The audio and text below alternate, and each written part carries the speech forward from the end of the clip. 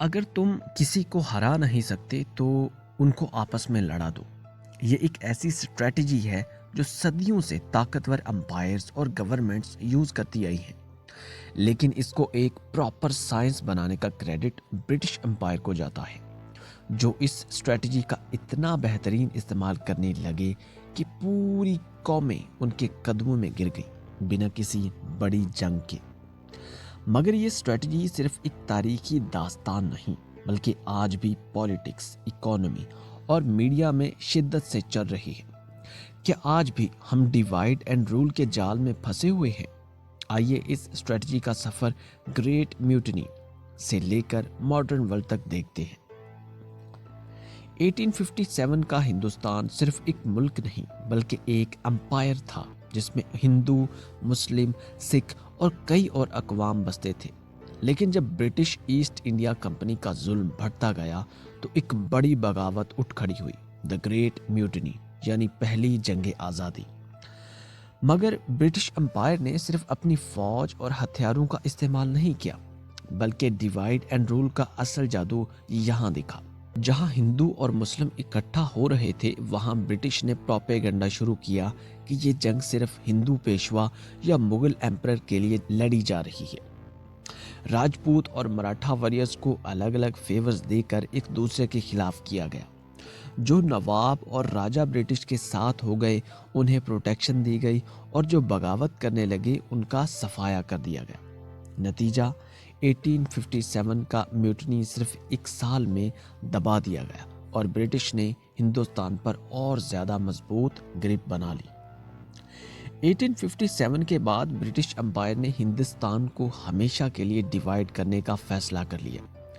یہ اسٹریٹجی صرف ہندوستان تک محدود نہیں تھی بلکہ پوری دنیا میں چلی۔ 20th سینچری تک ہندوستان کی پالیٹکس صرف ایک پارٹی کانگریس چلاتی تھی، لیکن برٹش نے مسلم لیگ کو الگ آئیڈینٹی دے کر ہندو مسلم رائیولری کو اور بڑھاوا دیا۔ یہ رائیولری آگے چل کر پارٹیشن آف انڈیا کا سبب بنی۔ برٹش نے یہ انشور کیا کہ بارڈر اس طریقے سے ڈرا ہو کہ دونوں ملک ایک دوسرے سے نفرت کریں۔ کشمیر کا مسئلہ بھی اسی اسٹریٹجی کا حصہ تھا۔ صرف انڈیا پاکستان ہی نہیں بلکہ برٹش نے مڈل ایسٹ کو بھی ڈیوائیڈ اینڈ رول کا شکار بنایا۔ اسرائیل فلسطین کا مسئلہ ہو یا سعودی عربیہ اور ایران کی رائیولری، سب ایک پرانے کالونیل پلان کا حصہ ہے۔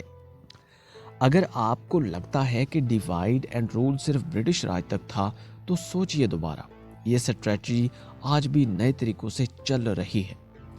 آج کسی بھی ملک کو دیکھیں، وہاں left versus right, liberals versus conservative کا گیم چل رہا ہے۔ لوگ اصلی مسائل بھول جاتے ہیں اور ایک دوسرے سے لڑنے لگتے ہیں۔ امیر اور غریب کا فرق اتنا بڑھا دیا گیا ہے کہ غریب صرف ایک دوسرے سے کمپیٹ کر رہے ہیں، جبکہ اصل پاور ایلیٹ کلاس کے ہاتھ میں ہے۔ آج ٹویٹر، فیس بک اور نیوز چینلز پر پروپیگنڈا مشین چل رہی ہے جو ڈیوائیڈ اینڈ رول کو اور بڑھاوا دیتی ہے۔ فیک نیوز، مس انفارمیشن اور بائزڈ رپورٹنگ ایک ہی مقصد ہے، لوگوں کو ڈیوائیڈ کرنا۔ ہسٹری ہمیں یہ سبق دیتی ہے کہ جتنی دفعہ لوگوں کو ڈیوائیڈ کیا گیا اتنی دفعہ وہ کمزور ہوئے۔ یہ ایک ایسا ویپن ہے جو کسی بھی امپائر کو بنا جنگ کے تباہ کر سکتا ہے۔ مگر سوال یہ ہے، کیا ہم اب بھی اس اسٹریٹجی کا شکار ہیں؟ اور اگر ہیں تو کیا ہم اس جال سے نکل سکتے ہیں؟ اپنا پوائنٹ آف ویو ضرور شیئر کریں، اور اگر آپ کو یہ کہانی پسند آئی تو انسین ایکچول کو سبسکرائب کریں۔